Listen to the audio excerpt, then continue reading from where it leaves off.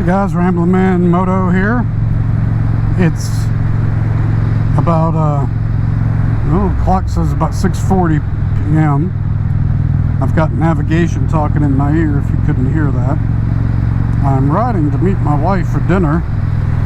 She was dropping one of the kids off for volleyball, and because of the drive, she tends to just hang out there. So I'm gonna head on out there, see if we can grab dinner. That'll put me riding back at night, which I don't do too often.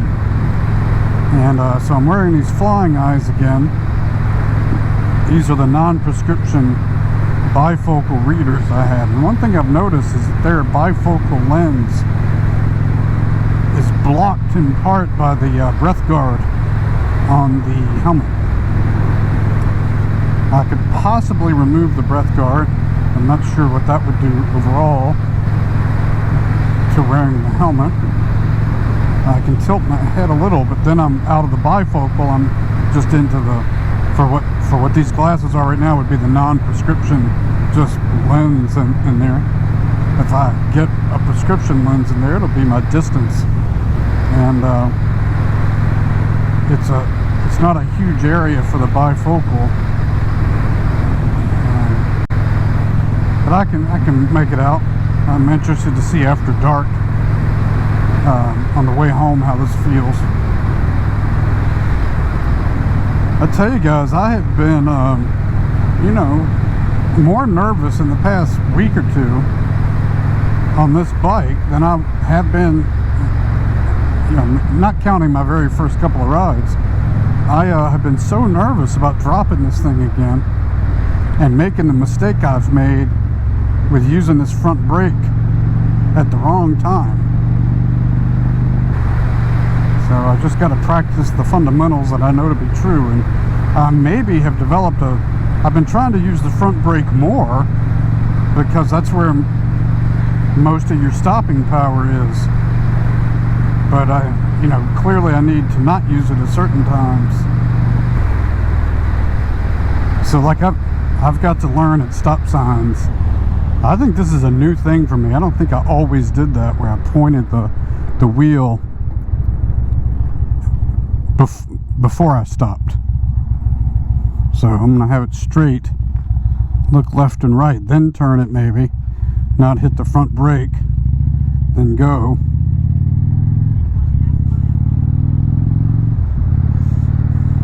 Now this right-hand turn I have to make, I've mentioned this in a previous video. This is the type that I have trouble with.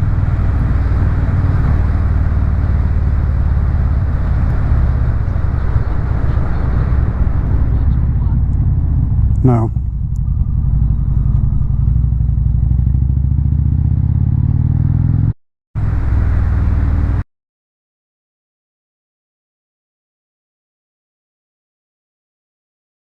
Stop the tape right here. So as a newer rider, about 2.5 years into it or so, I had learned in the MSF course, they spoke about how dangerous grass can be. And I've seen videos and comments where people will say, grass, especially wet grass, is like ice to a motorcycle. Terrible, terrible. Well, I posted a portion of these pictures on a Richmond motorcycling private group with lots of members, asking, I'm just kind of curious, what do you guys do? Do you drive through it?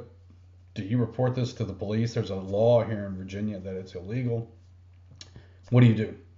And, it's a shared interest in this group. It's all motorcyclists. So I thought I would actually get some serious responses. And what I got was, in the span of a few minutes, about 40 comments of people making fun of me, saying I was trolling the board and that this is a joke, that people will ride through thunderstorms and lightning and hail, but not through grass.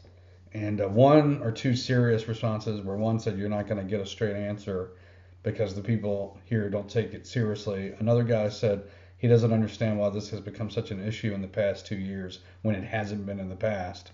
And I was like, hey, as a new rider, grass is either an issue or it's not. I don't know. And it's always been an issue, not just for the past 2 years, or it's not been. I've seen even Virginia police departments issue, Facebook posts about how dangerous it is and don't do it. So is it or not? I've never actually ridden through grass.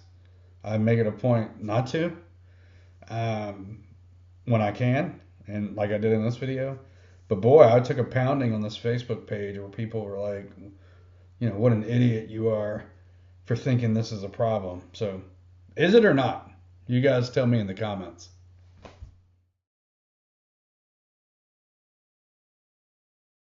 I don't think people who don't ride motorcycles, and I was in this camp for a long time, realize, one, that it's illegal to blow the grass clippings out, and two, how dangerous it can be for riders. Now, I've never had an issue in the short time I've been riding, and I don't want to have an issue.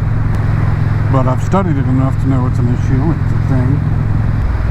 I don't try to stop and be the grass police. The way people are these days, I just don't get involved in most things like that unless I can tell. What am I trying to say? Mind your own business. If you mind your business and you won't be minding mine. People are dangerous and crazy these days, and some things are not worth getting in an argument about. And now, some of you are going to say, well, I carry a gun, by bless God. I'm not the one that ought to be worried. And,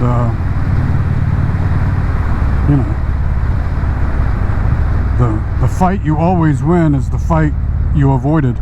So, make a judgment call about the situation.